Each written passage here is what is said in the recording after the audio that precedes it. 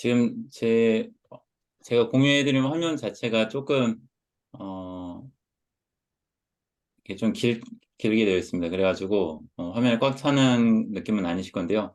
여러분한테 나눠드린 강의하고, 같다라고 하시면 될 것 같습니다. 강의안 받으셨나요? 보내드렸습니다. 네. 다 받으신 줄로 제가 생각하고, 네, 그냥 좀 진행하도록 하겠습니다. 네.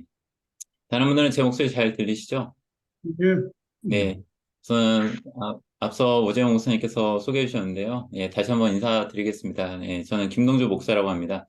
어, 딱 들어왔는데 다들 닉네임을 써야 되는 분위기가 같아가지고 저도 빨리 제가 평소에 하던 닉네임으로 예, 바꿔놨는데요. 네.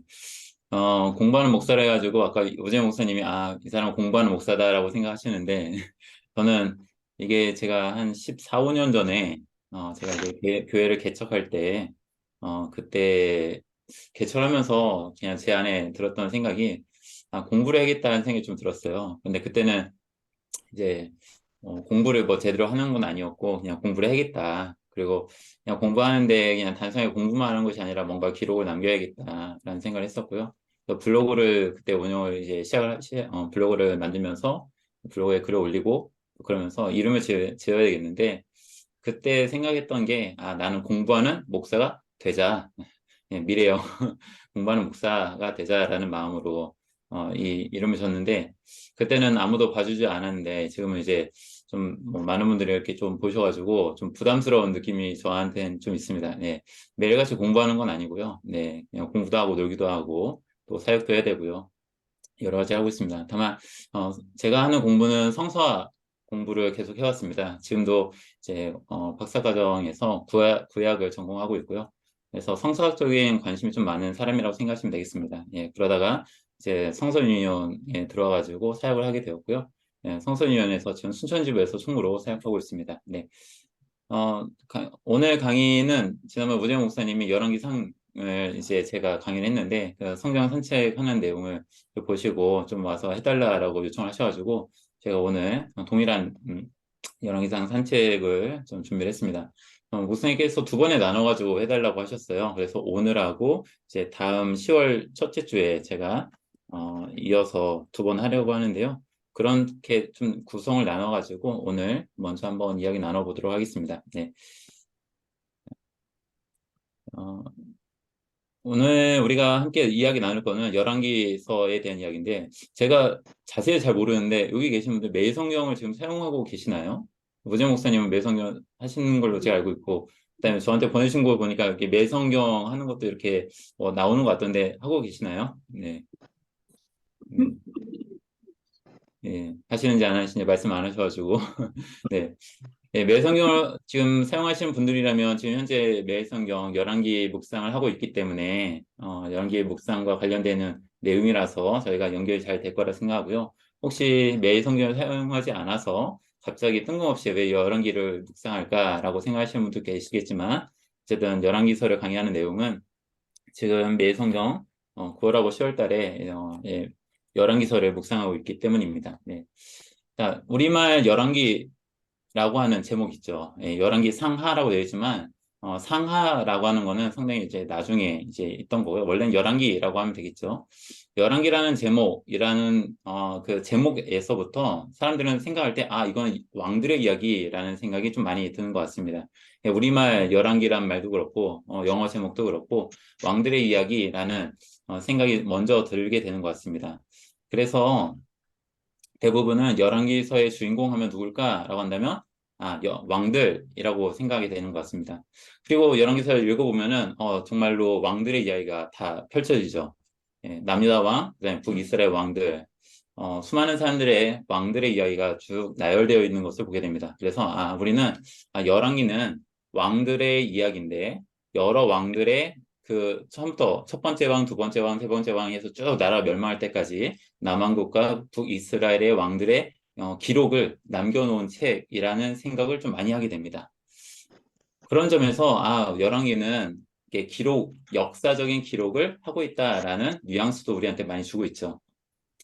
그런데요, 그리고 우리가 교회에서 보통 성경에 대해서 공부를 하다 보면은, 이 열왕기라고 하는 성경 자체는 역사서라고 하는 카테고리 안에 들어가게 되어 있죠. 그러다 보니까 이건 역사적인 이야기, 역사적인 어떤 사건들을 잘 나열한 이야기라고 생각하기 마련인 것 같습니다. 그런데 우리가 생각을 조금 다시 한번 해봤으면 하는 부분이 있습니다. 열왕기서라고 하는 이 성경은 우리 교회 안에서 보통 역사서라고 하는 구분으로 되어 있지만 유대인이 갖고 있는 성경, 그러니까 우리가 원래 보고 있는 구약 성경의 원본 출처가 되는 구약 성경이잖아요. 그 히브리 성경. 히브리 성경에서는 어떻게 구분하고 있을까? 거기서도 역사서라고 하는 어떤 개념으로 말하고 있을까라고 한다면 아니더라라는 거예요. 그래서 오히려 히브리 성경에서는요, 이 열왕기라고 하는 이 성경을 느비림, 그러니까 예언서 파트의 한 부분 안에 넣고 있습니다. 특별히 전기 예언서라고 이야기를 합니다. 예. 그러니까 성경들을 구분하고 있는데 어떤 특징을 가지고 구분하고 있는데 그 특징이 다르다라는 것이 있는 거죠. 우리가 가지고 있는 성경이 인식하는 특징과 유대인이 갖고 있는 성경의 특징이 좀 다르다라는 거예요. 아까 전에 그 오재영 목사님 저한테 몇 가지 그 한글 문서를 이렇게 보내주셨는데 여러분들도 다 공유하고 계실 거라고 저는 생각이 듭니다. 네, 그래가지고 보니까 그 침신대학교 교수님이신 김인석 교수님이 역사일까 예언일까라고 하는 아티클을 이렇게 보내주셨는데 그 안에서도 사실 이 지점에 대해서 설명하고 있죠. 네. 지금 제가 좀 전에 했던 이야기를 이 역사일까 예언일까라고 하는 그 아티클 안에 담아내고 있습니다. 그래서 한번 참고해서 보시면 좋을 것 같습니다. 네. 그래서 말하고 싶은 건 그거예요. 이게 열왕기라고 하는 제목 때문에 우리가 왕들의 이야기라고 하는데 원래 그러니까 우리 개신교 성경 앞선 히브리 성경에서는 좀 다른 시각으로 이 성경을 주목하더라라는 것이죠. 그 주목이 왕들한테 초점이 맞춰 있기보다는 오히려 예언서라고 하는 파트 안에서 좀 다른 시각으로 보고 있구나 라고 말할 수 있습니다. 자, 오늘 어떤 시각인지 좀 더 살펴보면서 여러분하고 이야기를 더 나눠보도록 하겠습니다. 자, 여러분, 열왕기 장르에 대한 이야기를 먼저 또 해보도록 하겠습니다. 장르. 여러분, 장르라고 하는 것은, 되게 성경 읽기에 있어서 되게 중요한 어떤 선 정보인 것 같아요. 여러분들이 성경을 읽을 때 이 성경이 어떤 장르인지에 대해서 잘 생각하지 않고 그냥 읽기 마련이지 않습니까? 그냥 뭐 이게 장르가 뭐고 중요하진 않고 그냥 하나의 말씀이니까 먼저 이렇게 우리가 막 읽는 습관이 보통 많이 있는 것 같은데요. 근데 장르를 좀 먼저 생각해 보는 건 되게 필요한 것 같습니다. 장르. 장르는 왜 필요하냐라면 이 글을 쓴 장르가 무엇이냐는 그 글을 어떻게 읽고 해석할 거냐라고 하는 해석학적인 질문과 또 방향을 제시하기 때문입니다. 만약에 여러분들이 예를 들면 이렇습니다. 여러분들이 편지를 읽는 것과 시를 읽는 거는 어떤 동일한 읽기 방법이 적용될까요? 편지를 읽는 것과 시를 읽는 것 동일한 적용 방법이 될까요?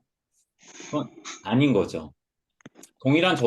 동일한 읽기 방법으로 해서는 안 되는 거죠. 왜냐하면 그 글의 장르가 다르기 때문에 동일한 단어와 동일한 표현을 쓴다 해도 서로 접근하는 장르의 해석학적인 기준이 다르기 때문에 그래서 우리가 장르라는 것은 별로 중요한 것 같지 않아라고 생각할 수 있지만 상당히 중요한 부분입니다. 그래서 장르가 무엇이냐는 또 어떤 글을 읽고 이해할 때 되게 중요한 거다. 자, 다시 돌아가지고 그럼 열왕기는 무슨 장르가 무엇일까라고 한다면요. 수많은 열왕기서를 연구한 학자들은 다 한결같이 하는 이야기가요. 이 열왕기서의 장르는 내러티브이다라고 이야기를 합니다. 내러티브. 내러티브 우리말로 바꾸면 뭐 이야기, 서사 뭐 이렇게 말할 수 있겠죠. 하지만 그냥 모든 학자들은요, 그냥 내러티브라고 그냥 번역하지 않고 말을 합니다. 그래서 내러티브이다. NAC 주석을 쓴 폴 하우스라고 하는 학자는요, 이 열왕기서의 장르는 좀 더 내러티브는 내러티브인데 좀 더 구분해가지고 역사적 내러티브, 첫 번째 역사적 내러티브, 두 번째 신학적 내러티브, 세 번째 예언적 내러티브라고 설명하고 있습니다. 그러니까 내러티브라고 하는 것도 그냥 단순한 그냥 내러티브 하나의 이야기가 아니라 그냥 여러 가지로 좀 더 구분해 볼 수 있다라는 측면이겠죠. 그래서 폴 하우스가 하는 이야기를 좀 들어보면은 첫 번째, 왜 역사적 내러티브인가라고 한다면 그냥 역사적인 이야기를 다루고 있으니까 역사적 내러티브이다라고 말할 수 있지만 여기서 말하는 역사적이라는 건 약간 다릅니다. 프라우스는 이렇게 말합니다. 열왕기서라고 하는 성경은 고대 근동의 주변 민족과는 다르게 자신들이 믿는 신을 설명하고 있는데 역사적으로 설명한다라는 거예요. 자, 무슨 말이냐면 다시 한번 이걸 설명하겠습니다. 열왕기서가 언제 기록되었을까 한다면 되게 오래전이죠. 지금으로서 뭐 몇천 년 전입니다. 빠르게는 2500년 전, 많게는 한 3000년 요 어간이 될 것 같아요.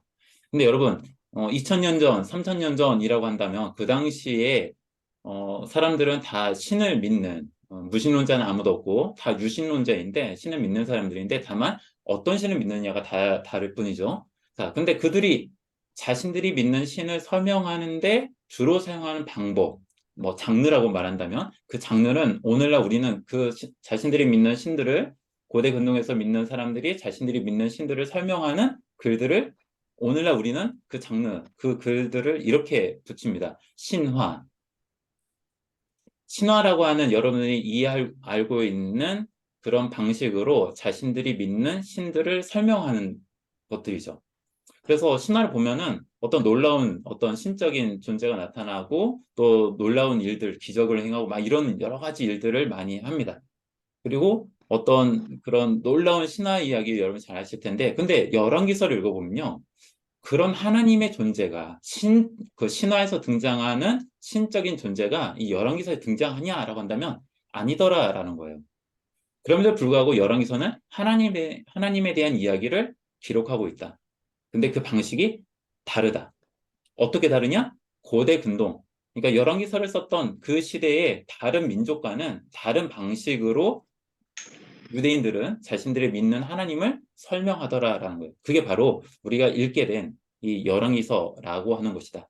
그래서 역사적 내러티브라고 하는데 그냥 단순하게 이게 실제 했던 존재하는 역사 이야기이기 때문에 역사적 내러티브라고 말하기보다는 자신들이 믿는 하나님을 어떻게 설명할 것인가에 대한 측면에서 다른 방법, 그 당시에 보편적인 신들에 대한 설명과는 다른 역사적 내러티브로서 열왕기서의 저자는 자신들이 믿는 하나님을 설명하고 있다라고 말한다는 것이죠. 네, 이 지점은 뭐 강의 끝날 무렵에 다시 한번 언급하도록 하겠습니다. 네, 열왕기 저자는 또 이런 역사적인 역사적인 사건들을 소재로 삼는 건 분명합니다. 그런데 이 사건들에 대한 원인과 결과가 무엇인지를 되게 뭔가를 좀 찾아보려고 하는 노력을 많이 하더라. 그래서 그 부분에 있어서 이것을 신학적인 질문을 접근한다. 그래서 신학적 내러티브라고 말할 수 있습니다. 그냥 세상에서 일어나는 어떤 사건들이 그냥 무의미한 것이 아니라 유의미하다. 그것이 왜일까, 무엇일까에 대한 신학적인 접근을 하는 것이 열왕기라고 하는 성경이다라는 것이죠. 자, 그리고 더불어서 선지자 운동에 대한 이야기를 이 폴 하우스는 이야기를 합니다. 그래서 선지자 운동을 통해서 역사적 내러티브의 어떤 접근과 또 신학적 내러티브의 접근을 이 예언적 내러티브로서 같이 융합하고 있다라고 이 폴 하우스라고 하는 저자는 이야기합니다. 자, 이런 부분에서 좀 더 우리가 더 이야기 나눠보도록 하겠습니다. 자, 장래에 대한 부분 때문에 좀 더 연결해서 질문 던져보는데요. 여러분, 열왕기는 언제 기록되었을까요? 열왕기서. 우리가 열왕기서를 읽다 보면은 이게 솔로몬 왕부터 시작해가지고 르호보암 쭉 이렇게 20명 정도의 남유다 왕들, 그 다음에 또 20명 정도의 북이스라엘 왕들이 이렇게 나오잖아요. 그러다 보니까 그때 왕들이 살던 그때 바로 그 순간에 막 열왕기가 막 기술되고 있는 것처럼 우리 느껴집니다. 근데 열왕기서를 읽다 보면은 조금 낯선 용어들이 나타나게 돼요. 예를 들어 열왕기상 8장 8절에 보면 채가 길므로 채 끝이 내소 앞 성소에서 보이나 밖에서는 보이지 아니하며 그 채는 오늘까지 그곳에 있으며 성소 안에 있는 그 그룹에 대한 설명 부분의 한 부분 단락인데요. 거기 보면 채가 어떤 이게 봉이 하나가 쭉 나와 있어요. 근데 이것에 대한 이야기를 하면서 오늘까지 그곳에 있다라고 이야기합니다. 오늘까지.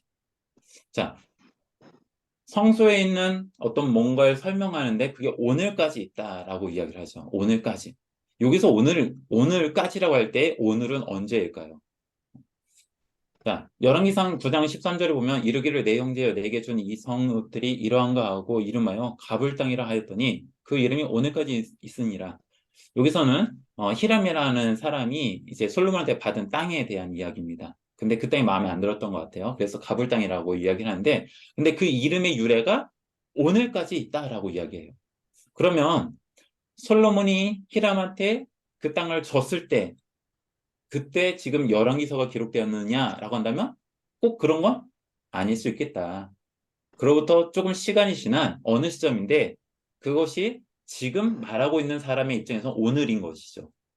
그래서 열왕기서는 실제 수많은 사람들의 이야기가 지금 현재 진행형처럼 말하고 있는 것처럼 보여지지만 실제로 본문 자체는 그것이 현재 진행형이 아니고 과거형이라는 것을 전제하고 있어요. 그리고 훗날에, 먼 훗날에 어느 시점에서 그 과거형의 이야기들을 지금 서술화하고 있다는 것을 우리는 알게 됩니다. 근데 이 오늘까지라는 단어에 좀 우리가 집중하지 않으면은 이게 지금 막 현재 진행형인 것처럼만 느껴지기 마련인 것이죠. 그러나 열왕기서 자체는 현재 진행형의 이야기가 아니라 어떤 한 시점, 근데 상당히 후대에 앞에 있었던 수많은 이야기들을 보면서 이야기한다라는 거예요. 오늘까지가 언제일까는 정확하게 알 수는 없습니다. 정확하게 알 수는 없어요. 근데 이 오늘까지라는 것에 대해서 조금 말을 한다면 전통적으로 기독교에서는 교회에서는요 이 열왕기의 저자가 누굴까라는 그런 질문을 아주 오래전부터 이렇게 좀 질문을 던졌던 것 같아요. 오늘날 우리가 갖고 있는 책이나 이런 걸 보면은 이 책의 저자가 누군지 이렇게 이름이 써 있잖아요. 근데 고대에는 그런 게 없거든요. 그러다 보니까 이 기록물의 저자가 누굴까라고 교회에서 이미 오래전부터 생각을 해봤습니다. 근데 생각의 끝에 사람들이 대다수가 이렇게 생각했습니다. 아마 예레미야일 거야. 예레미야일 거야 라고 생각을 했습니다. 전통적으로 예레미야라고 열왕기의 저자가 예레미야라고 생각을 했습니다. 이유는 열왕기서의 맨 마지막 단락에 나와 있는 일련의 이야기와 예레미야서의 맨 마지막 부분에 나와 있는 일련의 이야기가 겹치기 때문입니다.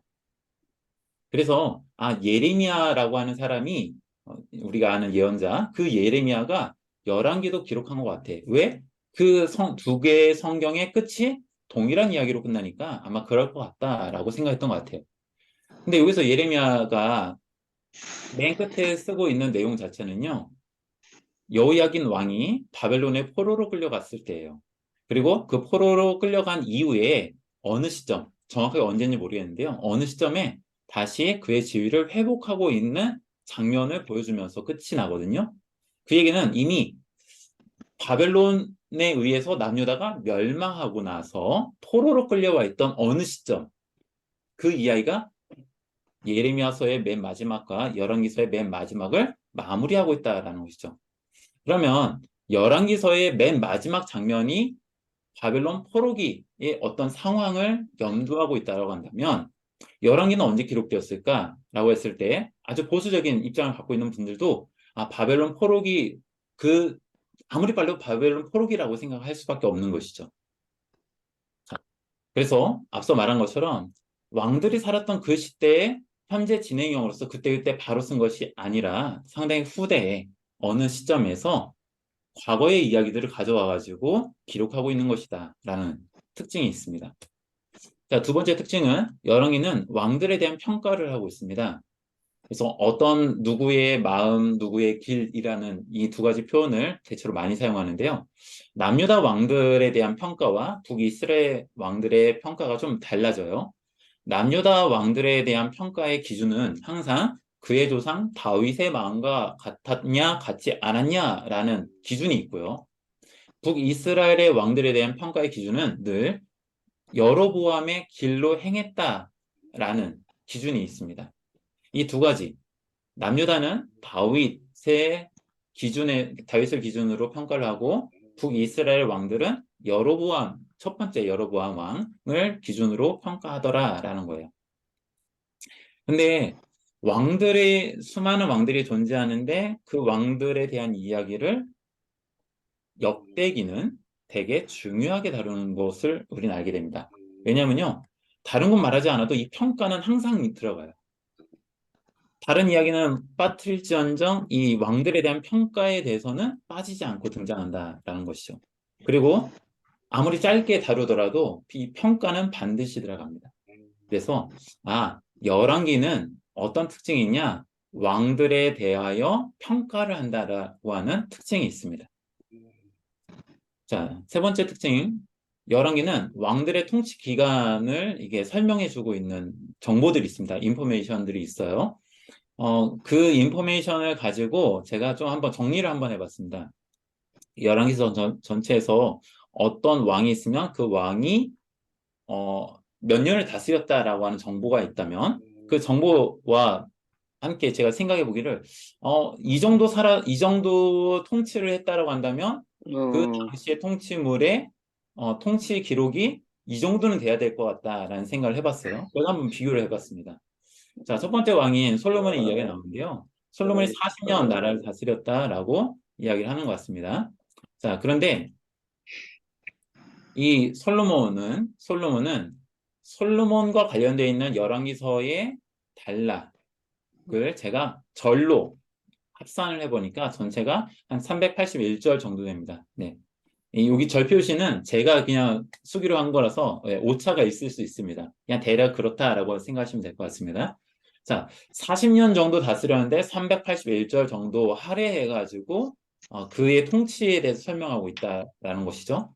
그러면 솔로몬하고 비슷한 통치 기간을 갖고 있는 사람들을 한번 찾아봤더니 그 아래에 나와 보면 남유다 왕 중에 아사라고 하는 왕이 있습니다. 아사라고 하는 왕은 41년간 나라를 통치한 왕입니다. 그런데 그에 할당되어 있는 분량은요 15절밖에 되지 않아요. 그리고 또 한 40년 정도 되는 왕들 중에는 요아스라고 하는 왕이 있는데 그는 40년을 다스렸는데 할당된 분량이 42절 정도 됩니다. 반면에 므낫세라고 하는 왕이 남유다에서는 제일 오래 다스린 왕이거든요. 55년을 통치합니다. 그런데 이 55년을 다스린 므낫세에 대해서 할당한 분량은요. 18절밖에 되지 않습니다. 이게 남유다 왕들에 대한 이야기라고 한다면 북이스라엘에서는 또 달라요. 북이스라엘에서는 40년 정도를 다스린 왕이 많지 않아요. 여로보암 2세 한 명 정도라고 볼 수 있을 것 같은데요. 41년을 다스렸습니다. 그런데 그에게 할당되는 분량은 7절밖에 되지 않습니다. 자, 열왕기서라고 하는 성경은 어떤 사람의 기록물을 남길 때에 그 사람이 행적을 다루고 있는 것으로 보여지죠. 그래서 항상 끝에 보면은 누구의 행적은 어디에 기록되어 있다. 뭐 이렇다라고 하는 설명을 해요. 근데 정작 본문에 있는 내용을 잘 보면은 본문은 그의 행적들을 다 설명하려고 노력하지는 않는다라는 거예요. 왕의 행적들을 다 일일이 설명하는 것이 열왕기의 목적은 아닌 것 같아요. 오히려 열왕기는 그 어떤 왕의 특정한 지점, 뭔가 평가하는 데 있어서 중요한 지점이 있으면은 좀 더 많이 할당하는 것 같고요. 그렇지 않은 경우에는 축소하기도 하는 것 같습니다. 그런데 열왕기 저자의 이 평가, 앞서 본 평가가 있는데 그 평가는 우리가 생각하는 평가와 좀 다를 수 있다라는 거예요. 여러분, 오늘 우리나라는 대통령제이잖아요. 자, 우리 대통령제에서 대통령이 나라를 국정 운영을 잘한다, 못한다라고 할 때, 여러분이 나름대로 뭐 이게 사람이 많으니까 다 평가는 달라질 수 있습니다. 지금 어떤 평가를 하자는 건 아니에요. 그러나 보편적으로 뭔가 국정 운영할 때 이 대통령은 운영을 잘하고 있어라고 할 때 나름의 기준들이 있다라는 거예요. 근데 어떤 사람은 경제를 보면서 이 대통령은 경제를 활성화시켰으니까 나를 잘 다스리고 있는 거야 라고 평가하는 반면에 어떤 사람은 국방 혹은 외교 여러 가지 영역을 놓고서 이 대통령이 나를 잘 다스리고 있어 운영하고 있어 라고 평가를 하는 것이죠. 그런데 열왕기서의 저자는요 다양한 측면을 다 고려해가지고 왕을 평가하지는 않습니다. 특별히 자신이 말하고 싶은 평가의 기준이 딱 명확하고요. 그 명확한 기준에 따라서 그 왕들을 평가하려고 합니다.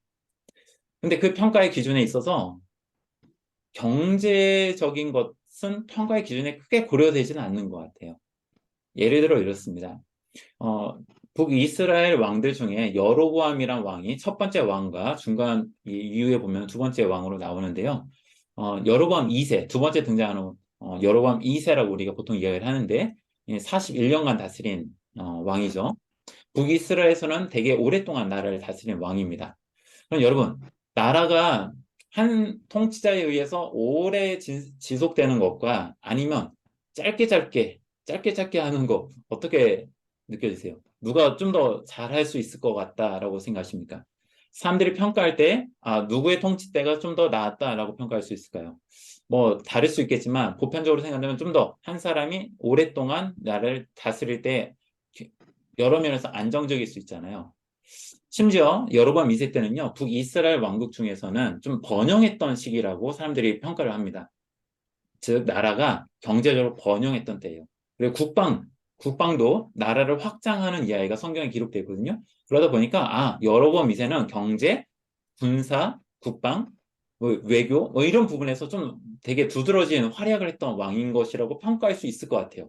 그런데 열왕기 저자는 그런 평가를 긍정으로 말하지 않습니다. 그런 거에 대해서 관심 갖지 않아요. 왜 그럴까요?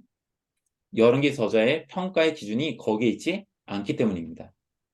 마찬가지로 모든 왕들을 평가하는 데 있어서 열왕기 저자는 경제나 국방이나 이런 것이 그들의 평가의 이 열왕기 저자의 평가의 기준은 아닌 것 같다. 다른 무엇이 더 중요한 것 같다라고 말할 수 있습니다. 자, 지금까지 한 이야기를 다시 결론적으로 종합을 해보겠습니다.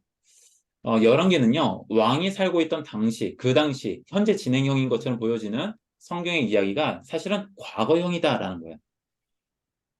그 당시가 아니라 훗날 어느 시점, 아까 말한 오늘이라고 하는 표현, 이 오늘이 항상 다 똑같은 오늘이 될 수는 없을 수도 있습니다. 하지만 어느 뒤에 훗날의 어느 한 시점에서 지나간 시대들을 살펴보는 특징이 있어요.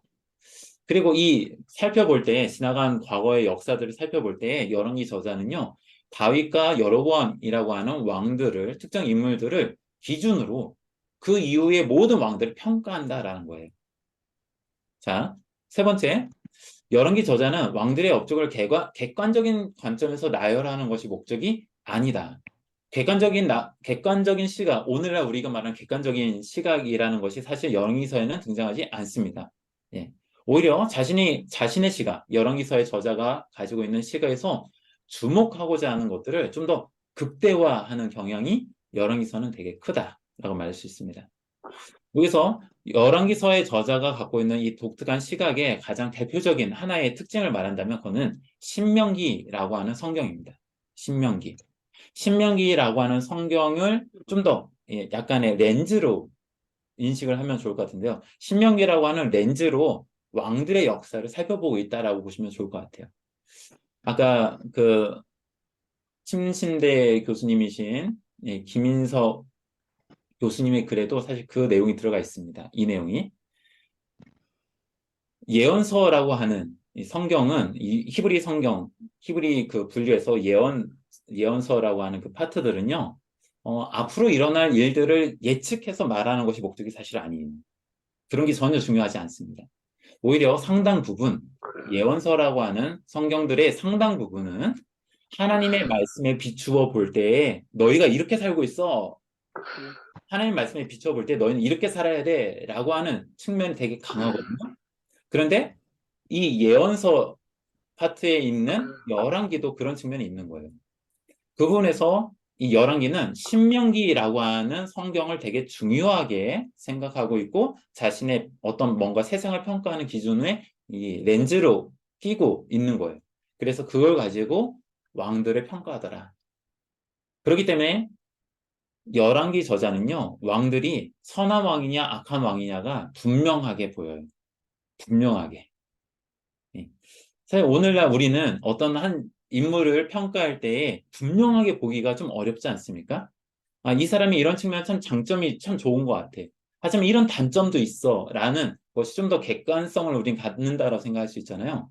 그럼에도 불구하고 열왕기 저자는 그런 객관적인 측면에서 왕들을 평가하는 거 관심 없어요. 예. 그리고 오늘날 우리의 시각이고 고대 세계는 그런 관점으로 설명해야 된다고 생각하지도 않았던 것 같습니다. 자, 따라서 열왕기서는요, 객관적인 과거 서술을 목적으로 하지 않습니다. 그 얘기는 다르게 말한다면, 열왕기서라고 하는 것은 실제한 역사를 그대로 기술했기 때문에 의미 있는 역사적인 이야기가 아닐 수도 있겠다라는 거예요. 오히려 열왕기라고 하는 성경은 하나의 이야기와 같은 구성을 갖고 있는 거예요. 기승전결이라고 하는 구성을 나름대로 갖고 있을 수 있겠다. 이 구성이 오늘날 우리가 생각하는 문학적인 구성과는 좀 다를 수 있겠지만 이런 어떤 하나의 구성을 갖고 있다라고 보시는 게 좋겠습니다. 근데 그 구성을 갖고 있는데 거기에서 객관적인 사건들이 실제 존재했으니까 이런 걸 집어넣는 것이 중요한 것이 아니라 이 열왕기서의 저자가 말하고 싶은 내용에 있어서 필요한 부분들을 왕들의 이야기 속에서 소재를 삼아서 이 열왕기서에 기록하고 있는 거예요. 그래서 이 시각으로, 특별히 신명기라고 하는 시각으로 왕들을 평가하여 그들의 삶의 이야기를 선택적으로 사용한다라는 거예요. 그래서 여러분들이 열왕기서에 있는 이야기가 그냥 단순한 객관적인 서술이라고만 생각하시면 안 되는 점은 바로 여기 있습니다. 그리고 오히려 열왕기서에서는 열왕기서 저자가 좀 더 무슨 이야기를 하는 걸까를 좀 더 49,000원짜리. 네, 큰 틀에서 보시는 것이 또 되게 중요한 지점인 것 같습니다. 네. 자, 열왕기의 구조에 대한 부분인데요. 이 구조는 제가 열왕기 상 1장부터 열왕기 상은 22장까지 있고 열왕기하 25장까지 있거든요. 근데 이 열왕기라고 하는 성경은 원래 상하로 나뉘어 있던 게 아닙니다. 이거는 70인여 성경이라고 하는 아까 그 김인석 교수님 글에도 남아 있는데 70인여 성경이라고 하는 성경 때부터 이렇게 나뉘어 있던 거예요. 그 전까지는 안 나뉘어 있었어요. 근데 워낙 분량이 많아서 아마 후대에 나눈 것 같아요. 그래서 히브리 성경에서는 이걸 원래 하나로 보는 것이 더 적합한 것 같습니다. 그래서 우리는 상하로 되어 있지만 전체를 저는 놓고 이렇게 좀 구조를 봤는데요.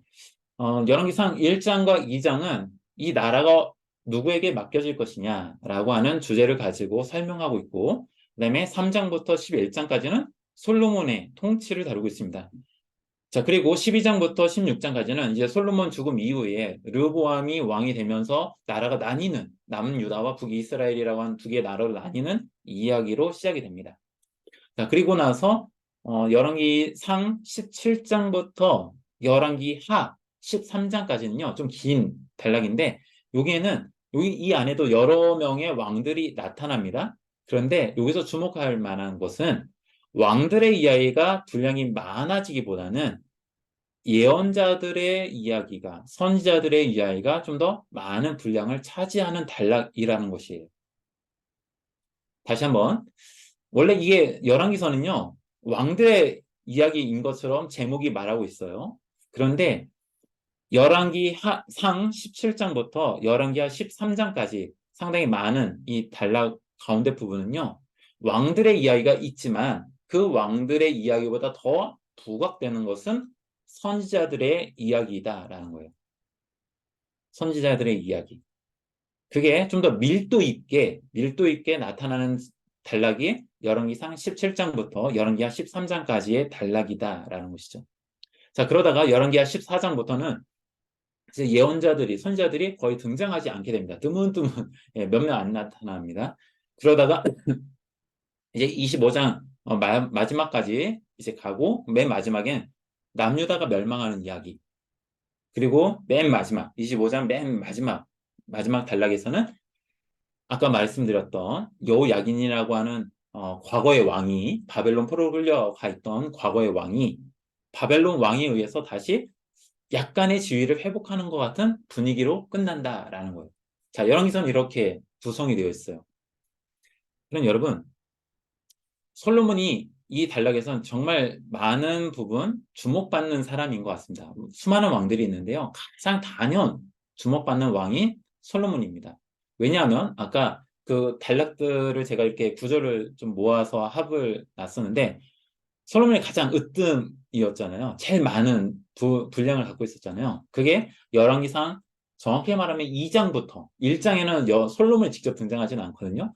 근데 2장부터는 직접 등장합니다. 2장부터 11장까지는 솔로몬의 이야기. 근데 이 이야기는 솔로몬의 통치가 뭐 어떻다라는 이야기를 정말 많이 달아주고 있어요. 다른 어떤 왕들보다 더 많은 분량을 할애하고 있다라는 것이죠. 자, 그런 점에서 솔로몬은 참 중요한 왕인 것 같다.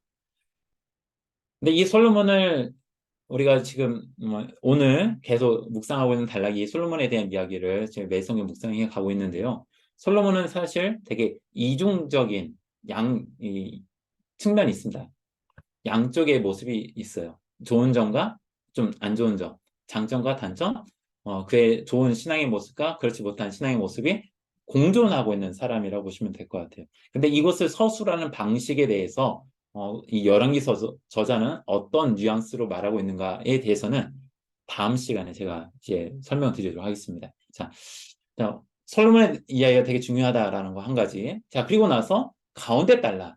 열왕기상 17장부터 열왕기하 13장까지는 선지자들이 정말 많이 밀도 있게 그다음에 많은 주목받는 사람들로서 등장하는 단락이다라는 것이죠. 자, 여러분 이렇게 보면은 어떤 게 있을까요? 자, 여러분들이 그 오늘날 글쓰기를 할 때에 뭐 이 자리에 계신 분들 제가 일일이 다 아는 게 아니라서 잘 모르겠지만 제가 볼 때는 이 자리에 계신 분들 가운데는 글도 되게 잘 쓰실 것 같은 분들도 좀 보이시는 것 같아요. 예. 자, 글을 쓸 때 글 쓰는 것도 나름의 어떤 규칙이나 또 원리들이 있잖아요.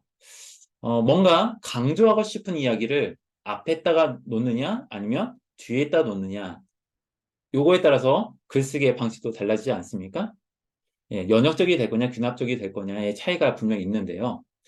오늘날 우리는 연역적이나 귀납법적 이 두 가지를 좀 좋은 글쓰기의 어떤 방식 중에 이게 뭐 목적에 따라서 다르겠지만 그런 방식을 우리는 선호하는 것 같습니다.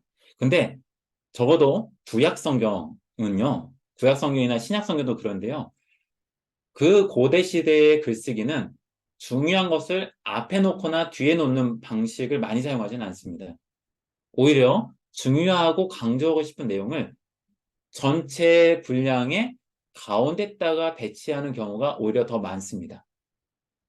여러분들이 성경에 대해서 이렇게 좀 공부하다 보면은 뭐 키아증 구조라고 하거나 아니면 대초 대조 대구 교차 구조라고 하는 어떤 용어들을 혹시 간혹 보시는 경우들이 있을 것 같아요.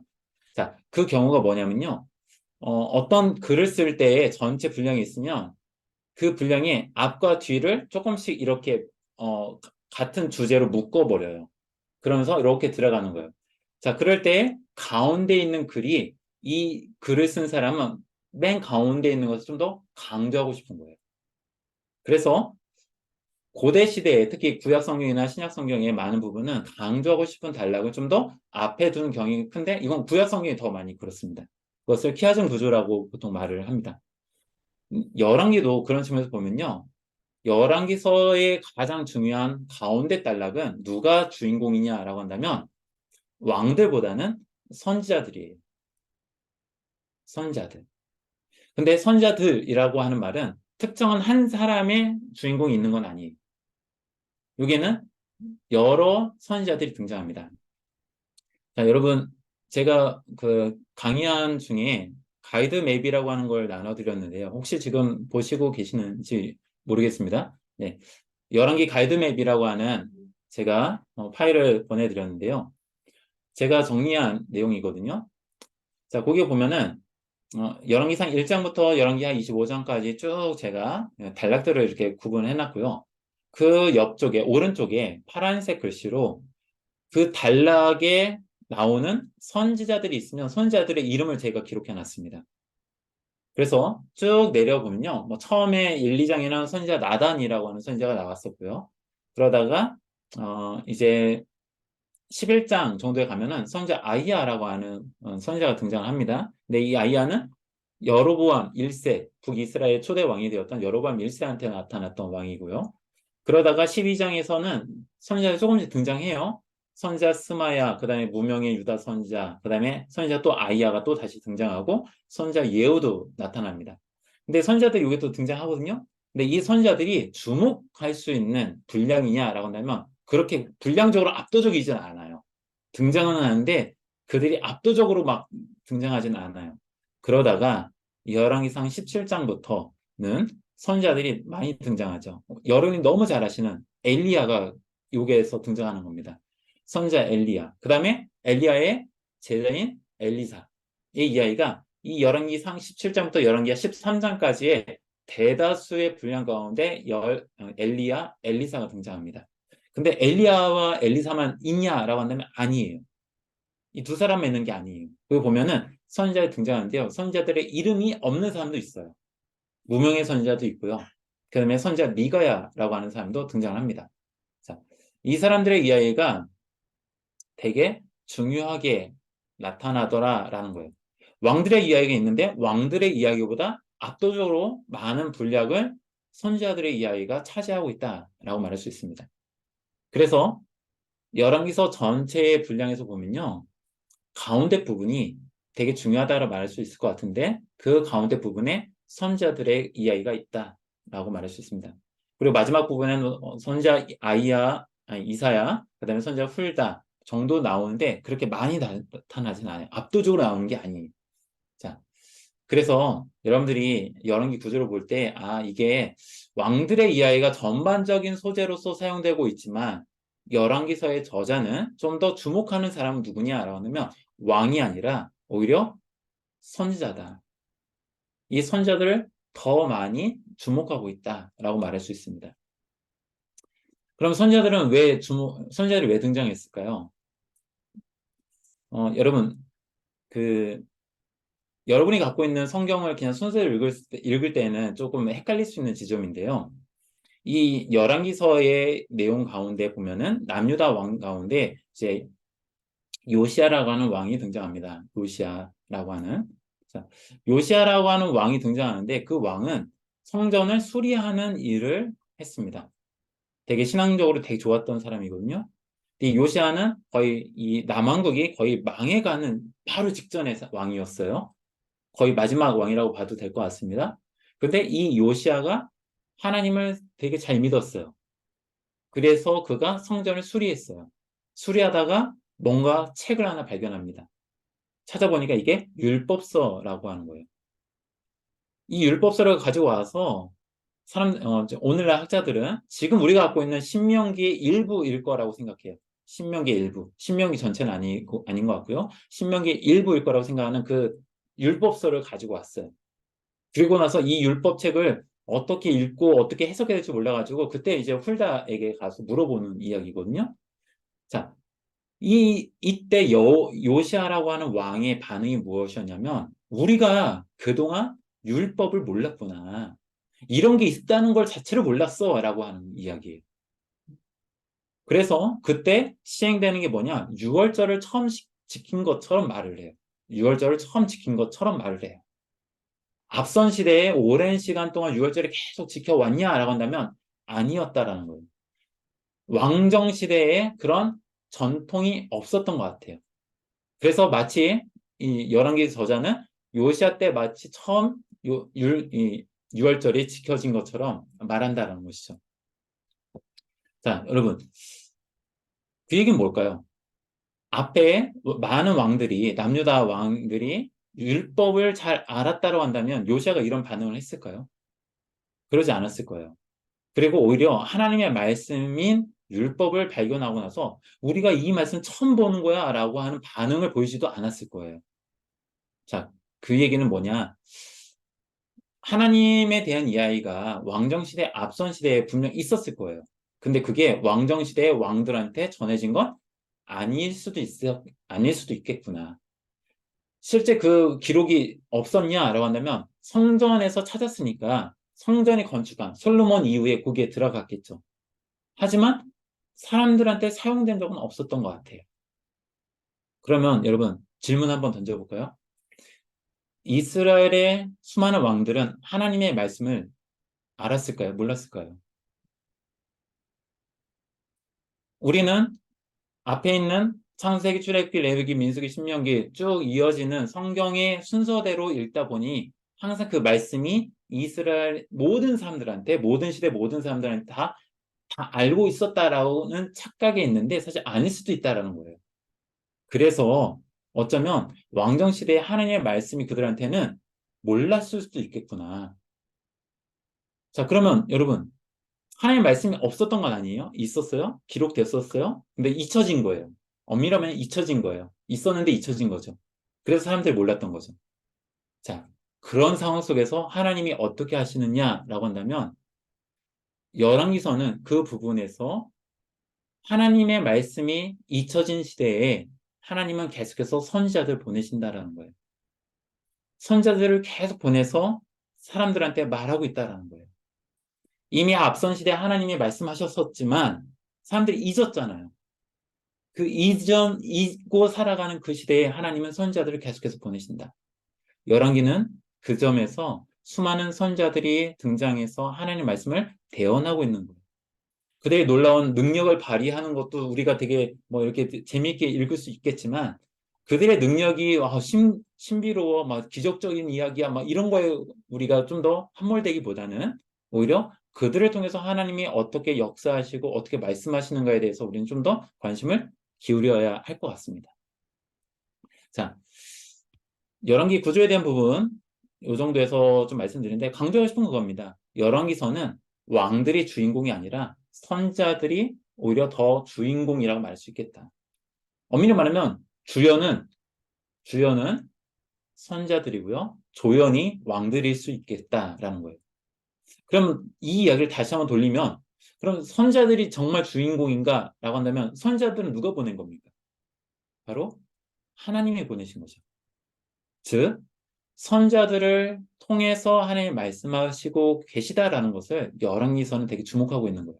근데 그 방식이 하나님이라고 하는 신이 직접 등장해가지고 물보라를 일으키고 막 거대한 몸짓으로 등장하는 그런 신화 같은 이야기가 아니라 그 시대의 역사적인 사건들 속에서 하나님이 어떻게 말씀하고 계시고 그 시대에 어떻게 인도하시는가에 대해서 열왕기는 더 주목하고 있는 방식을 사용하고 있는 거예요.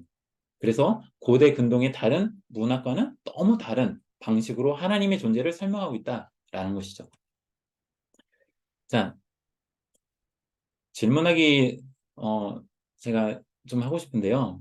열왕기를 제가 공부하면서 정리했을 때 저한테 다가오는 몇 가지 지점들이 있었는데요. 첫 번째는 북이스라엘 왕들 못지않게 남유다 왕들 중에도 악한 왕이 분명히 있습니다. 예.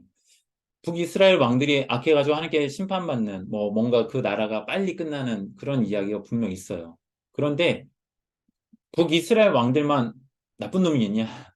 아니요. 남유다 왕들 가운데서도 분명 악한 왕이 있었어요. 그런데도 불구하고 하나님은 유독 남유다 왕들한테 우호적인 모습을 보인다라는 것이 열왕기서에서 등장합니다. 그러면 왜 하나님은 편애하시는 것처럼 보일까?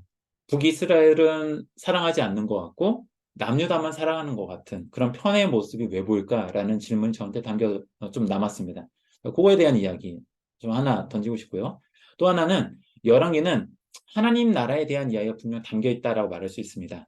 네, 오늘 뭐 자세히 설명은 못 드린 부분이 있는데 열왕기에 나와 있는 수많은 왕들이 있어요. 그 왕들에 대한 이야기를 통해서 우리는 하나님 나라에 대한 부분을 말할 수 있을 것 같습니다. 이건 좀 이따 제가 다시 한번 말씀드리도록 하겠습니다. 자, 묵상하며 읽으면 좋은 참고도서로 제가 좀 소개한 주석인데요. 여러분 한번 찾아보시고 뭐 필요하시면 한번 구입해서 한번 같이 보시면 좋을 것 같습니다. 자, 아까 말했던 첫 번째 질문이 이거였었죠. 북이스라엘 왕들 못지않게 남유다 왕들도 악한 왕이 있다라는 거예요. 가장 대표적인 게 문하사 왕 같은. 그럼에도 불구하고 하나님은 북이스라엘 왕들한테는 되게 이렇게 절대 뭐 이렇게 봐주는 게 없는 것처럼 느껴지는데 그런데 남유다 왕들한테 하나님이 계속 좀 뭔가를 봐주는 것 같은 느낌이 계속 든다 이것이죠. 왜 그럴까? 여러분 아까 여러분한테 말씀드렸죠. 열왕기라고 하는 성경의 저자는요, 신명기의 렌즈를 통해서 뭔가를 평가하는 사람입니다. 신명기의 평가. 자, 신명기라고 하는 것은 여러분, 이런 겁니다. 하나님을 잘 믿으면 복을 받아요. 하나님 잘 믿지 못하면 저주를 내려요. 자, 이게 잘 받고 지금 내가 잘 믿고 있느냐 믿지 못하느냐 문제가 사실은 아니고요. 네가 잘 믿으면 복을 받을 거고 네가 잘 믿지 않으면 내가 너 저주할 거야 라는 맥락이거든요. 그게 신명기 28장에 나와 있는 선언인 거죠. 자, 그런 점에서 볼 때 잘한 것과 못한 것이 명확해야지만 되는 거잖아요. 그래서 잘한 사람한테는 상을 주고 잘못한 사람한테는 벌을 주는 거잖아요. 자, 그런 점에서 하나님의 판결은 정확한 조건적이라고 말할 수 있습니다. 네가 이렇게 하면 내가 이렇게 해줄게. 네가 이렇게 한다면 난 이렇게 할 거야. 라고 하는 조건이 있어요. 그 조건에 맞았을 때 상을 주거나 벌을 주는 것이 신명기의 어떤 렌즈예요. 자, 이 렌즈로 보면요. 악한 왕들은 심판을 받아야 되는 게 맞는 거예요. 그렇지 않습니까? 반대로 선한 왕은 어떻습니까? 상을 받아야지 마땅한 거죠. 근데 북이스라엘 왕들은 좋은 왕이 없었어요. 그러다 보니 항상 심판을 받습니다. 여러분 가운데 받았다고 하지만 나라가 되게 그래도 오래 가지 않았어요? 남유다보다는 그래도 짧지만 그래도 오래 가지 않았어요 라고 말할 수 있어요. 왕들도 많았잖아요. 이렇게 말할 수 있습니다. 근데 여러분, 한 왕조, 그러니까 혈통으로 이어지는 왕조가 북이스라엘은 길지 않습니다. 거의 다 뭐 많이 길어도 한 3, 4명 정도예요. 나머지는 다 단명하거나 자기 때에 이제 끊기는 경우들이 대다수인 거죠. 그런 점에서 그들한테는 하나님의 심판이라는 것이 즉각적으로 이루어졌다라고 말할 수 있을 것 같아요. 하지만 남유다는 안 그랬다는 거예요. 왜 그럴까라고 한다면 그 지점에서 사실은 이게 말하기 참 어려운 거예요. 하나님은 잘한 사람한테 상을 주고 못한 사람한테 벌을 준다는 게 이게 명확한 게 이 신명기의 어떤 렌즈인데 열왕기서는 여기에서 조금 독특함이 있어요. 뭐냐? 단 하나입니다. 남유다 왕들한테는 비록 어떤 왕이 잘못했다 할지라도 하나님의 즉각적인 심판이 유보된다라는 거예요. 왜 유보되느냐? 이유는 단 하나. 다윗 왕에게 약속했던 그 혈통을 이어주겠다라고 하는 다윗의 왕조가 끊어지지 않도록 해주겠다라고 하는 그 약속 하나. 그것 때문에 하나님이 비록 얘가 나쁜 놈인데 악한 왕인데도 불구하고 다윗에게 하신 약속 때문에 심판하지 않는다라고 하는 이야기예요. 자, 그럼 여러분, 정말 하나님 남유다 왕들은 심판하지 않으셨나요? 아니요. 결국은 하십니다. 결국 하나님 심판하셨어요. 그 심판의 결과물이 뭡니까? 바로 남유다의 멸망인 거죠. 남유다의 멸망이 하나님의 심판의 결과물이라고 한다면 결국 하나님이 심판하셨다라고 말할 수 있을 것 같아요. 그러면 하나님이 심판을 안 하신 다윗 때문에 심판을 안 하신 것처럼 한 거는 사실 좀 다르게 생각해야 되는 거예요. 심판을 안 하신 게 아니고요. 심판을 유보하신 거예요. 미루신 거예요. 즉각적인 심판을 하시지 않고 미루셨다라고 볼 수밖에 없는 거예요. 왜일까요? 바로 그게 다윗에게 하신 약속 때문에. 원래는 신명기에 따라서는 즉각적으로 잘했으면 상, 못했으면 벌이 나와야 되는데 다윗에게는 그렇게 하지 않았다는 거예요. 그게 바로 무조건적인 어떤 측면이라고 말할 수 있겠죠. 이거를 다윗 가문에게 남유다 왕조에게 베푸신 이 심판을 미루시는 하나님의 모습을 오늘날 우리의 어떤 표현, 우리가 자주 사용하는 표현으로 말한다면 그건 바로 은혜라고 말할 수 있을 것 같습니다. 하나님의 은혜. 하나님이 심판을 유보하신다는 것은 그냥 심판 안 하시겠다라는 게 결코 아니에요. 심판을 하시긴 하세요. 다만 우리한테 회개할 수 있는 기회를 더 부여해 주시는 거죠. 이건 사실 오늘날 우리한테도 마찬가지 아닐까요? 우리가 하나님 말씀에 비춰본다면, 신명기의 렌즈를 본다면요. 아, 너 누구 잘했네. 너는 하나님 앞에 복 받을 거야. 너는 못했어. 넌 벌 받을 거야. 라고 둘로 쫙 나뉠 수밖에 없을 거예요. 그럼에도 불구하고 그렇다고 한다면 오늘날 나의 삶을 놓고 볼 때 나는 과연 어느 쪽에 서 있을까라고 한다면 여러분 나는 상 받을 수 있다라고 자신 있게 말씀하시는 분 있으신가요? 저는 그런 자신감은 없는 것 같아요. 솔직한 저의 삶을 보면 부족한 부분 너무 많고 연약한 부분 너무 많은 것 같아요. 그럼에도 불구하고 하나님이 지금 저한테 벌을 내리지 않는 거는 밀어주시는 은혜 아닐까 싶습니다. 오늘 우리가 하나님께 동일하게 다윗 왕조에게 주셨던 그 은혜를 사실 저희도 누리고 있는 거라고 저는 생각합니다. 근데 이게 우리를 향한 하나님의 편애일까? 글쎄요, 편애라고 말하기는 어려울 것 같아요. 왜냐? 북이스라엘 왕조에 대한 이야기인데요. 아히야라고 하는 선지자가 여로보암 1세 때 찾아갔을 때 하나님이 너로 하여금 새로운 나라를 만드실 거야.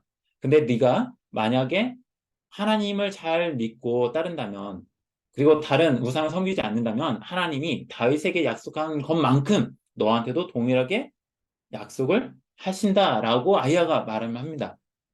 어떻게 보면은 여로보암 1세도요. 다윗과 동일한 약속을 받은 사람이었어요.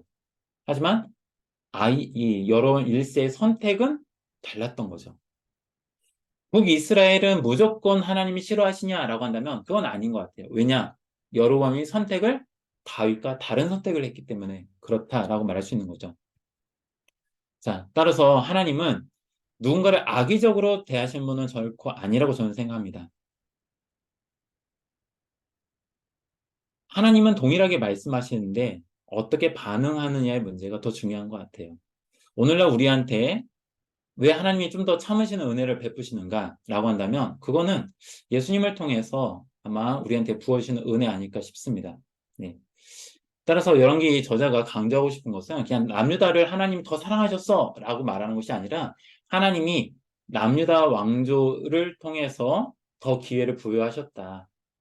원래는 북이스라엘처럼 즉각적인 심판을 하시는 것이 하나님 다음이지만 그러나 남유다에게 하신 걸 보니 하나님은 이런 면만 있는 것이 아니라 이런 면도 있다. 하나님은 때로는 참으시는 분이시다. 오래 참으시는 분이시다. 그것이 오늘날 우리한테 은혜가 될 수 있음을 또 생각해 볼 수 있을 것 같습니다. 네. 자, 또 여러분, 음, 아까 드렸던 부분이라서 좀 생략을 그냥 좀 하겠습니다. 율법이 없던 시대였다. 하나님의 말씀이 있긴 있는데 잊혀진 시대였다. 그 잊혀진 시대 가운데 사람들을 하나님은 보내셔서 말씀하시더라. 그 사람들이 바로 선지자다. 그 선지자들의 말을 듣느냐 듣지 않느냐의 문제가 조금은 앞에 있는 하나님이 남유다를 좀 더 그래도 좀 더 봐주시는 측면이 있는 것 같아요. 왜냐하면 북이스라엘 왕들은요. 선지자가 가서 뭐라고 해도요. 그들은 절대 듣지 않아요. 하나님의 선지자를 우습게 여겨요. 반면에 남유다의 왕들은요. 평가는 악한 왕이라고 평가받는 사람조차도 선자들의 말에 귀를 기울여서 뭔가를 의식하는 모습들이 나타납니다. 따라서 하나님의 말씀을 전하는 선자들을 조금 의식하며 살아가는 그 모습을 하나님 좀 더 보신 거 아닐까라고 또 생각해 볼 수 있을 것 같습니다. 자, 여러분, 자, 열왕기가 이렇습니다. 열왕기가 정말 하나님에 대한 이야기를 말하고 있어요. 하나님이 어떤 분이신지. 원래 하나님은 신명기의 시각으로 본다면 즉각적으로 잘한 사람과 못한 사람을 심판하시는 분이지만 그러나 하나님의 또 다른 모습인데 그게 바로 하나님이 길이 참으시는 오래 참으시는 그런 은혜를 누군가한테 베푸시는 분이다 라는 이야기. 그런 하나님에 대한 노래를 하고 있잖아요.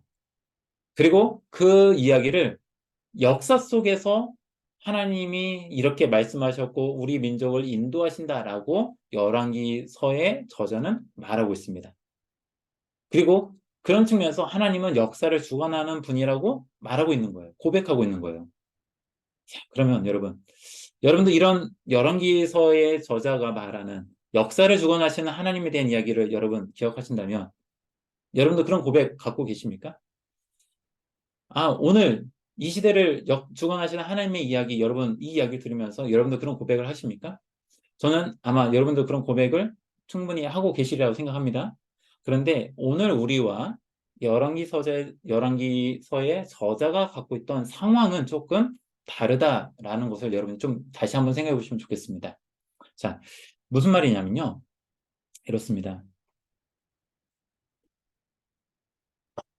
열왕기서가 언제 기록되었을까라는 이야기로 다시 잠깐 돌아와 보면 아까 되게 전통적인 사고에서 열왕기서의 저자가 예레미야일 거다라고 했고 예레미야가 기록했어도 바벨론 포로 생활 가운데 있던 맨 마지막 이야기가 있기 때문에 그 이야기를 보고 난 이후에 최종적으로 열왕기서가 기록된다라는 가정하에 본다면 열왕기서는 바벨론 포로 시기에 기록되었다라고 볼 수 있을 것 같아요.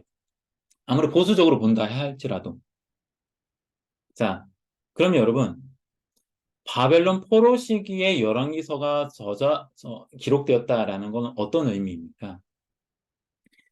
질문을 다시 돌려서 말하면 이렇습니다. 이렇게 질문 던져볼게요. 고대 세계의 전쟁은, 나라와 나라의 전쟁은 그냥 단순히 나라와 나라의 전쟁이 아니고요. 그 나라, 그 민족의 신과 상대방 나라 민족의 신의 전쟁이라고 말할 수 있습니다. 즉, 신들의 전쟁인 거죠.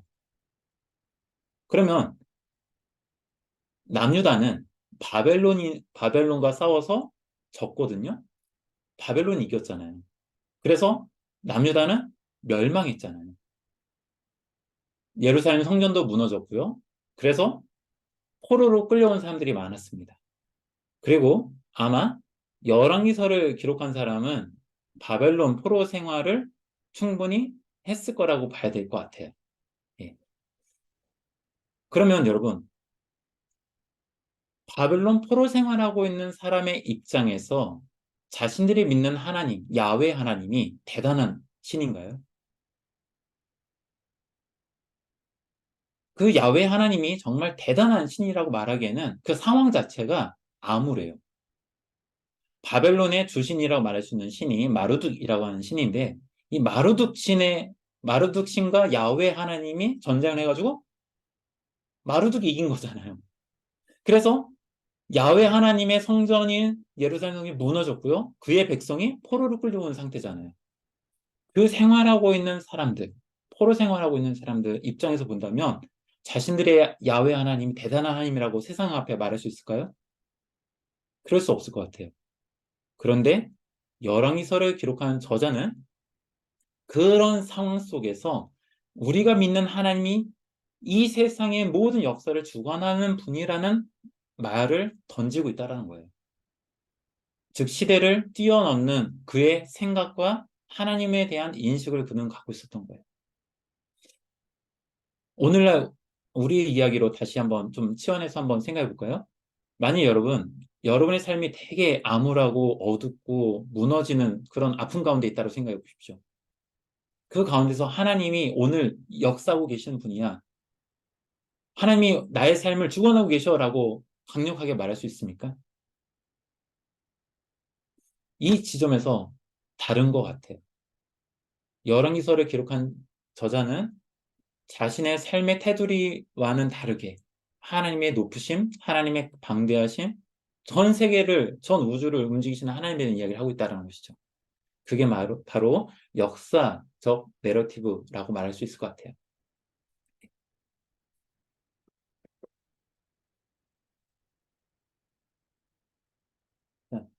그런 지점에서 하나님은 어떤 분이십니까? 라는 이야기를 우리는 좀 더 깊이 봐야 되는 것 같습니다. 과연 하나님은 어떤 분입니까?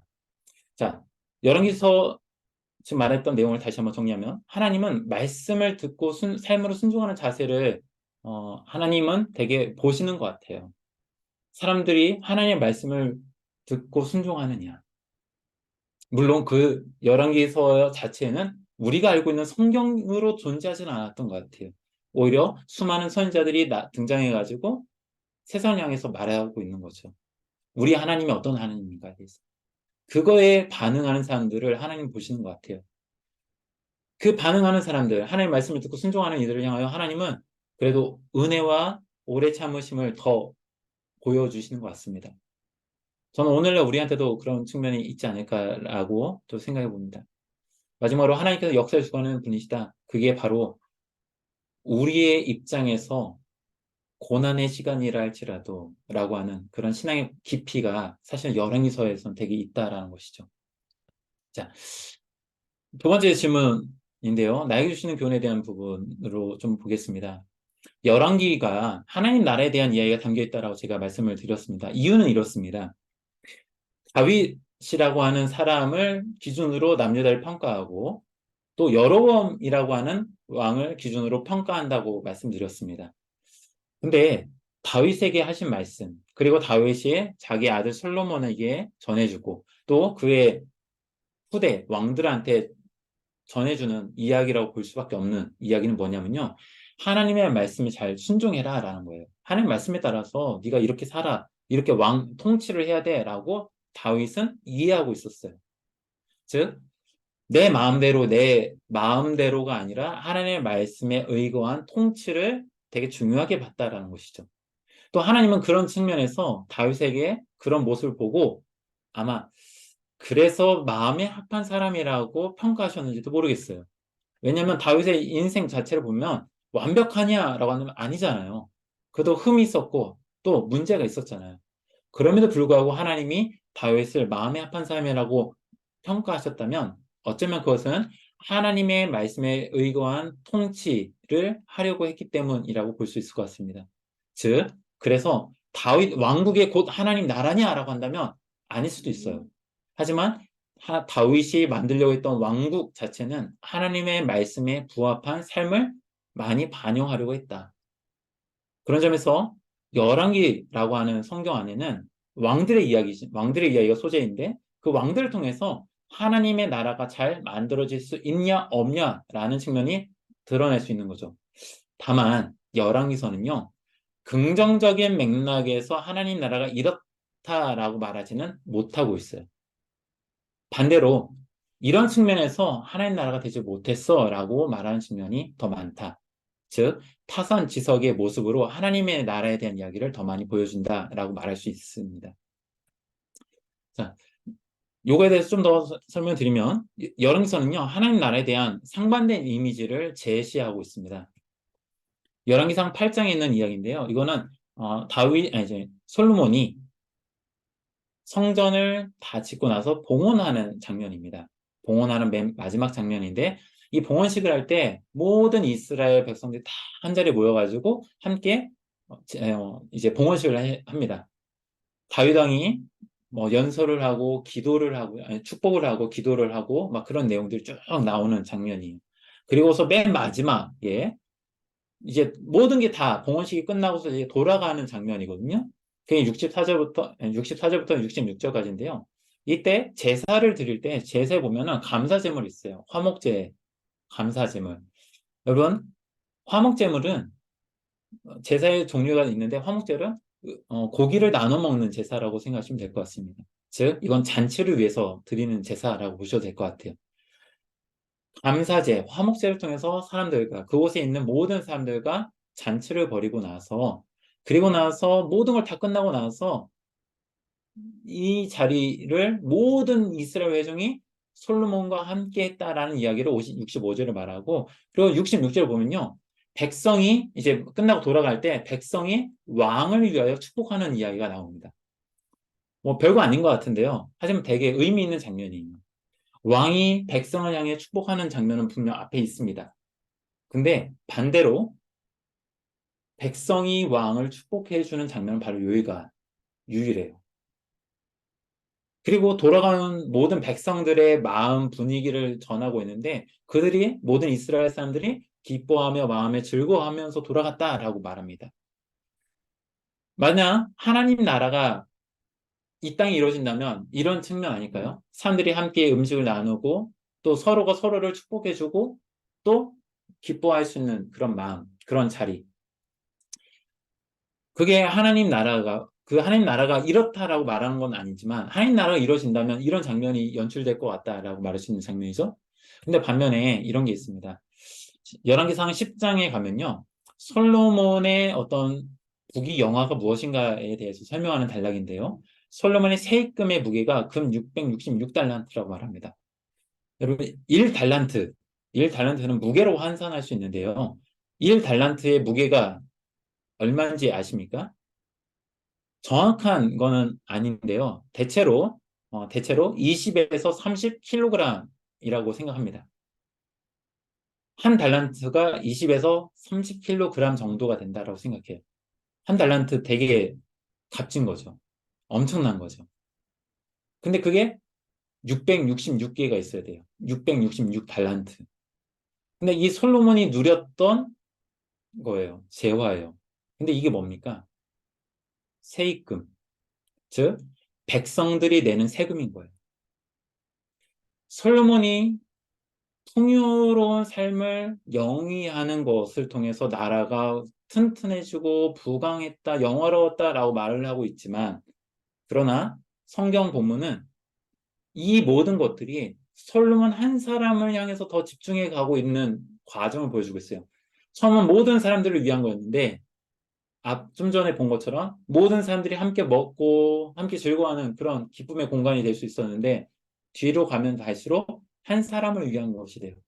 그게 누구냐? 바로 왕이죠.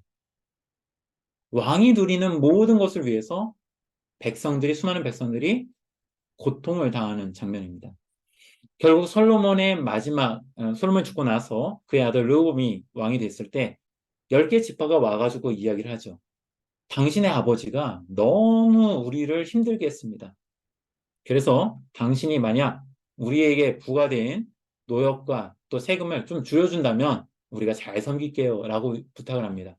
근데 그 부탁이 어떻습니까? 들어지지 않죠. 자, 이 이야기에서 알 수 있듯이 솔로몬 왕 때에 수많은 백성들이 고통 가운데 살았다라는 것이죠. 그게 솔로몬 왕정의 모습의 음과 양이라고 말할 수 있을 것 같습니다. 자, 여러분, 하나님 나라에 대한 상반된 이미지가 있는데 첫 번째는 백성들과 함께 기쁨을 나누는 이미지가 있고요.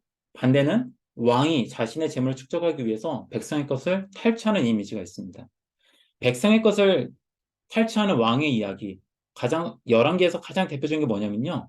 아합과 이세벨의 이야기 속에 나와요. 아합을 위해서 이세벨이 나봇의 포도원을 빼앗잖아요.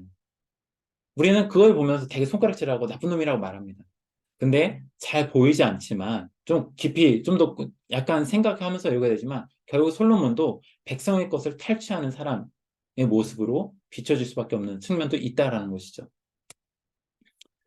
반면에 여러분, 그러면 열왕기서는 상대적으로 긍정적인 모습보다는 부정적인 모습을 더 많이 보여주고 있는데, 그럼에도 불구하고 긍정적인 면을 보여주고 있는 것들이 있습니다. 누군가를 살리는 이야기. 대체로 그들은 선지자들이에요. 열왕기서에서 보면은 누군가를 살리는 이야기에 그 주인공은 선지자들이다. 그래서 그들은 누군가를 돕고 살리는 사람으로서 많이 등장합니다. 뭐 엘리야가 그렇고 엘리사도 그렇고요. 뭐 다른 사람들도 많이 있습니다. 가장 인상적인 게 있는데 이거는 이제 열왕기 하 13장에 가서 나오는 건데요. 그 열왕기 하 13장에 가면 이런 장면이 나와요. 엘리사가 이미 죽었습니다. 죽어가지고 무덤에 있어요. 그래서 이미 무덤에 있다는 건 이제 이 뼈만 남았다는 거예요. 뼈만 이렇게 남아있어요. 그런데 그 다른 사람들이 막 도망가다가 이게 시체를 들고 가고 있었는데 어떤 이유인지 그 시체를 이제 뭐 놀래가지고 시체가 놓쳐요. 그래가지고 엘리사의 뼈가 담겨 있는 그 무덤에 이 들고 가던 시체가 들어가요. 말도 안 되는 상황인 것 같아요. 되게 이상한, 되게 엉뚱한 상황이거든요. 그런데 그 장면에서 뭐가 있냐면 그 들고 가던 시체가 죽은 사람이잖아요. 죽은 시체가 엘리사의 뼈에 닿자마자 살아나는 이야기가 있어요. 진짜 살았냐 안 살았냐의 문제는 모르겠습니다. 그런데 열왕기서에서는 죽어가는 사람조차도 살리는 선지자들의 이야기가 있다라는 거예요. 정말로 하나님의 나라가 있다면 어렵고 힘든 사람들을 살리는 사람일까 아니면 그 사람들을 어떤 백성의 것을 이렇게 탈취하는 사람일까 라고 한다면 분명 탈취하는 사람은 아닐 것 같아요. 누군가 죽어간 사람을 살리는 사람이 바로 하나님의 나라를 만들어간 사람이라는 어떤 이야기가 있을 것 같아요. 자, 그런 측면에서 선지자들이 주목받는 사람들이라고 말할 수 있을 것 같습니다. 예, 약속한 시간이 이제 다 돼가지고 그냥 마무리를 하도록 하겠습니다. 다음 시간에 좀 부족한 부분을 함께 이어서 좀 나누도록 하고요. 제가 들었던 생각은 그렇습니다. 하나님 나라의 이야기가 있는데요. 하나님 나라는 어떤 게 하나님 나라일까라고 한다면 이웃을 위한 섬김이 분명 되게 중요한 요소인 것 같다. 다른 사람의 것을 내 뭔가 착복을 위해서 축적을 위해서 다른 사람의 것을 탈취하는 그런 사람이 과연 하나님 나라에 적합한 사람인가? 아니다. 라고 말할 수 있고 또 오늘 이야기 못 나눴지만 다음 시간에 좀 나누도록 하겠는데요. 다른 사람들과 함께 더불어서 할 수 있는 사람, 그런 사람이 하나님 나라에 만들어가는 사람 아닐까라는 생각들을 좀 해보게 되는 그런 본문이 성경이 열왕기서인 것 같습니다. 네, 좀 그 다음 시간에 좀 더 마무리 하도록 하겠습니다. 자, 오늘 여기까지 하도록 하겠습니다. 네, 감사합니다.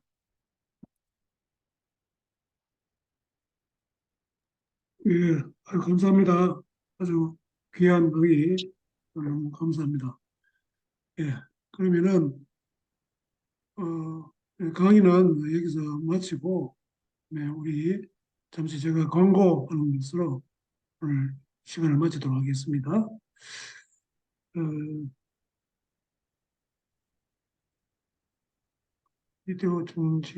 비디오 중지를 하면은 됩니까? 이거 끌려면 녹화 끌려면 어떻게 되죠?